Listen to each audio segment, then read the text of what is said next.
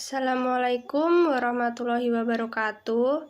Saya Francisca Evelyn, NPM 240 dari 5A5 Manajemen akan menerangkan sedikit materi mengenai MSDM internasional, domestik, dan strategi view of IHRM.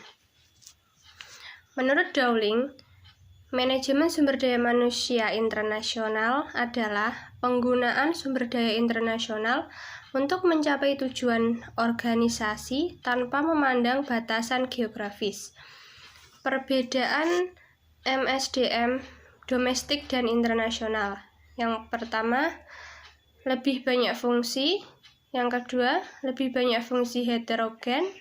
3, lebih banyak terlibat dalam kehidupan pribadi pegawai. 4, penekanan yang berbeda. 5, lebih banyak pengaruh eksternal. Variabel yang memoderasi perbedaan antara MSDM internasional dan domestik. 1. Lingkungan kebudayaan. Karakteristik penting dari budaya adalah suatu proses yang tidak begitu terlihat, sehingga seseorang tidak terlalu sadar akan efeknya terhadap nilai-nilai sikap dan perilaku-perilaku. Yang kedua, tipe industri.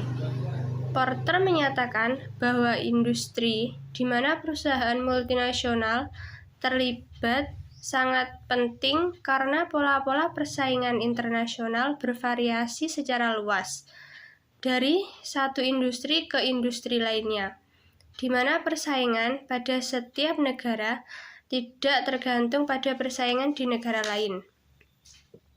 3. Keyakinan perusahaan multinasional terhadap pasar domestik negara asalnya.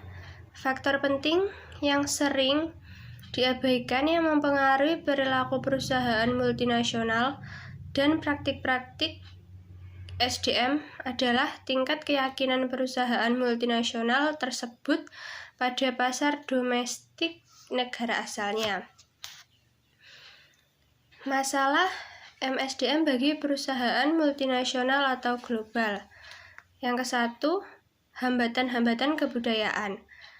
Suatu tantangan terbesar bagi MSDM internasional yaitu keberhasilan bisnis internasional pada umumnya adalah mengatasi hambatan-hambatan signifikan yang ditimbulkan oleh perbedaan-perbedaan kebudayaan antara negara-negara.